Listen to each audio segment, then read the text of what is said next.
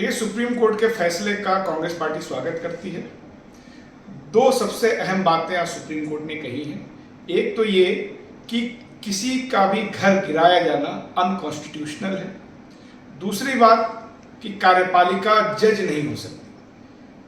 तीसरी बात, इसी आधार पे जो निष्कर्ष निकला सुप्रीम कोर्ट का, वो ये कि हमारे आदेश के बिना किसी का भी घर भविष्य में नहीं गिराया सकता।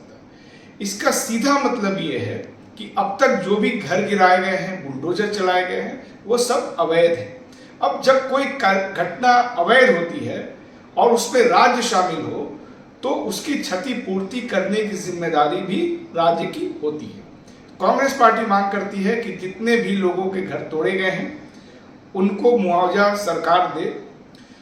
इसमें जो सबसे चिंता की बात है वो ये कि सरकार की तरफ से महाधिवक्ता ने इस फैसले का विरोध करते हुए कहा कि इस फैसले से कार्यपालिका के हाथ बंध जाएंगे।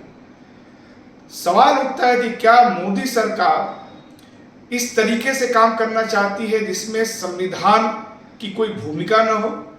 क्या उसके हाथ इस तरीके से लोगों के गर्दन तक बढ़ना चाहते हैं ताकि उसको कोई रोक ही ना सके?